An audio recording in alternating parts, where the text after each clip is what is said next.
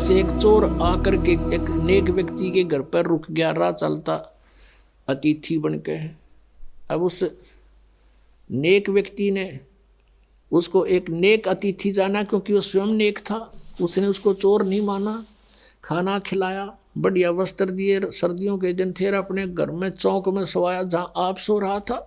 अब धनी तो सो गया ठाठ से, चोर उठा, उसका धन निकाल कर रात को चंपत हुआ। अब वो चोर तो चोर था, लेकिन उस नेक आदमी को चोर दिखाई नहीं दिया। फिर एक नेक व्यक्ति उस चोर के घर पर डट गया, राह चलता।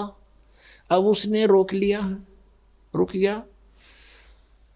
अब वो नेक व्यक्ति तो सामने सो गया उसके घर पे, और वो सारी रात जागता रहा।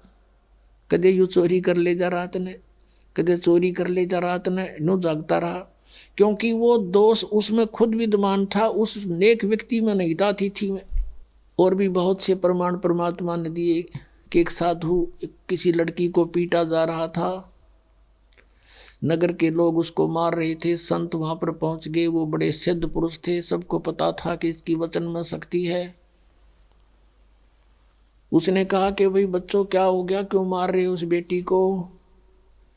सभी गांव वालों ने कहा कि ये उल्टा है, ये यहाँ दुष्कर्म करती है। तो संत ने कहा कि एक काम करो, रुक जाओ, ऐसे नहीं, इसको सजा हम बताएंगे, ऐसे देना। सब पत्थर उठाओ एक एक, और एक एक पत्थर इसको मारेंगे, इसको तरफा तरफा के मारेंगे। सब उठा लो, सब ने एक एक पत्थर उठा लिया। और संत ने कहा भी इसका पत्थर वो मारा जिसमें कभी कोई अपराध ना किया हो, जिसके मन में ये दोष ना हो, वो करे इस काम ने, नहीं तो यहीं भस्म हो जाओगे। एक के हाथ में पत्थर ना रहा और छोड़ कर दूर जा खड़े हुए। परमात्मा ने कहा, अरे कुछ तो सोचो निकम्यो, ये अकेली दुष्कर्म करती थी या तुम्हारे गांव का भी था कोई।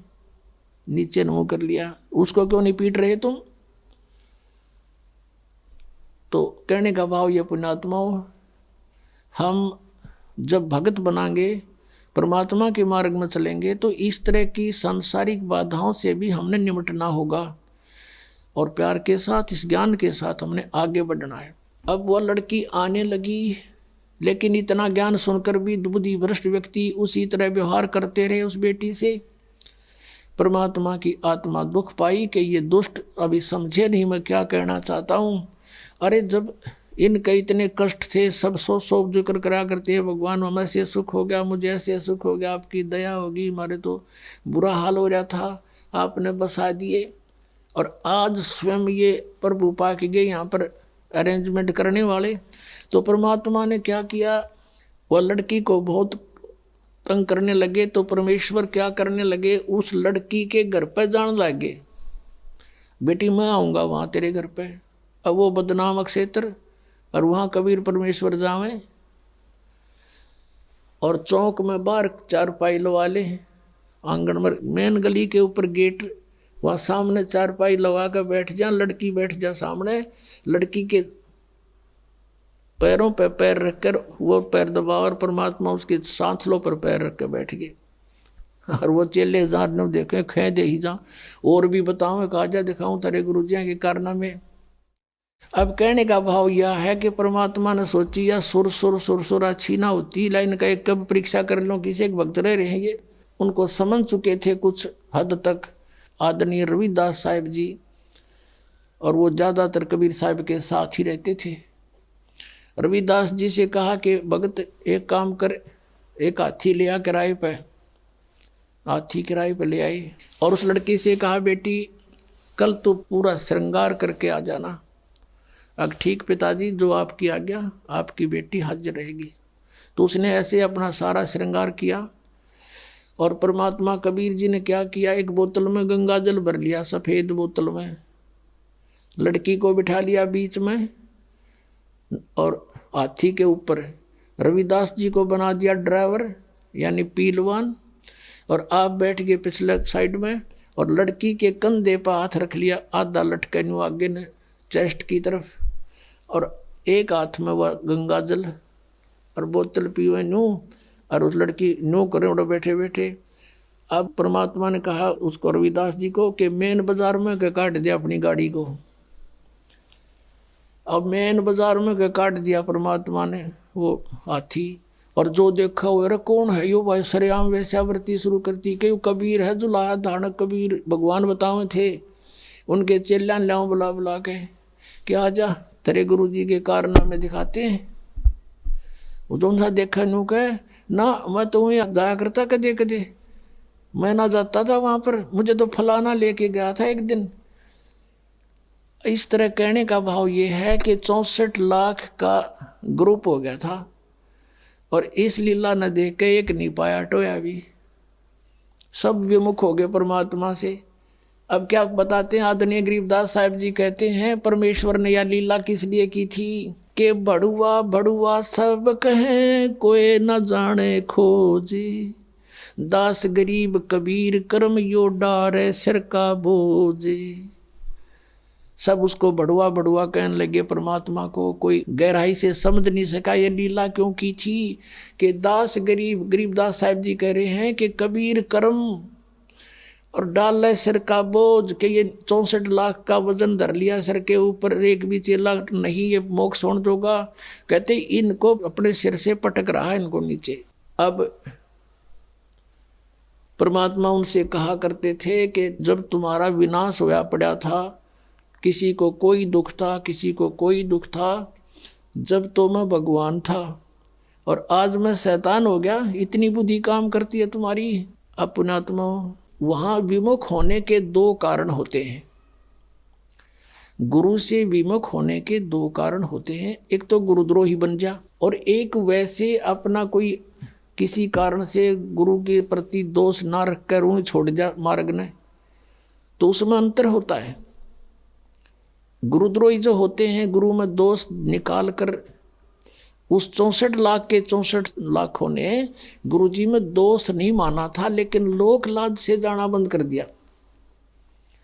कुछ एक थे जो उसमें मुखिया से, जो कुछ टाइप के लोग होते हैं जो स्वयं निकम्मे गणे होते हैं, तो वो परमात्मा के विमुख दोष रखा करते थे, तो उनको गुरुद्रोही कहा जाता है। और जो वैसे किसी कारण से विमुख हो जाते हैं तो उनको परमात्मा क्षमा कर देते हैं। इनको मालूम है कि इन प्राणियों के ऊपर कई प्रकार के प्रेशर है, लेकिन अब पिछली पीढ़ी तक लाने के लिए उनको चार्ज कर दिया था, उनकी भक्ति करवा दी, उनसे दान धर्म करवा दिए थे, तो उस कारण से फिर मनुष्य जन्म मिलते हुए आप जी को अब तक आ रहे हो। और मनुष्य जीवन से जो आता है प्राणी, और अब भी उसको मनुष्य जीवन प्राप्त है, उसके कर्म भी बहुत अच्छे होते हैं, उसका स्वभाव भी अच्छा होता है, और परमात्मा के बिना वो रह नहीं सकता। तो वो स्थिति आप जी की है। आप कहीं ना कहीं भटक रहे थे भगवान की खोज में, चाहे कर रहे थे कुछ भी, वही यहाँ आ रहे हैं। या बिल्कुल कोई नहीं कर रहा था, वो कोई एक आधा वैसे संस्कार वश ना उसका, तो वो वैसे एक आधा पुण्यकर्मी प्राणी होता है। वो एक आध कहता है जी मैं तो उसे पूजा किसी की नहीं करा करता, और नास्तिक भी नहीं था, तो वो अलग बात है, और वो भी सुखी था। और जो तुम साधनाएं करते थे, ऐसा लगता था जैसे हम ये पूजाएं करते हैं शायद ही नहीं से सुख है, और दुख आने लगे जब वो पूजाएं कोई सहयोग मिला नहीं। तो इस प्रकार हमने इस ज्ञान को भी समझना है और भगवान को भी जानना है। तो अब परमात्मा ने आपको ये ज्ञान साथ दिया है, और इस ज्ञान के आधार से, और पहले हमने जो फॉल पॉइंट हमारे हुए जिससे हम फेल हुए वो भी याद दुआ रखे थे दास ने। तो ये क्रोथा कांड जो हुआ, इसका कारण यही था कि इस दास ने नकलियां की पोल खोल दी सबकी, और इन लोगों ने अफवाहें फैलवा दी, मंत्रियों की और मुख्यमंत्रियों की, सरकार का सहयोग भी ले लिया, उनको मिसगाइड कर दिया कि वो क्रोधाश्रम में ऐसा होता। समाचार पत्रों में भी ऐसी भूंडी बदनामी कर दी, लेकिन मेरा एक भी बच्चा हमसे दूर नहीं हुआ, क्योंकि वो दास को बहुत गहराई से समझ चुका था। तो इसलिए आज वो जो पहले फेल हुए थे तुम, आज पास हो गए। किस कारण से पास हुए कि आप जी ने परमात्मा को पहचान लिया, आप शिक्षित हैं, वेदों को दिखाया दास ने, गीता जी को दिखाया, पुराणों को दिखाया, अन्य नकलियों के सब आपके सामने इतिहास दिखाए, तो आपको 100% विश्वास हो गया कि कबीर इज गॉड, और हमारे गुरुजी हैं, चाहे कोई कुछ भी कहो।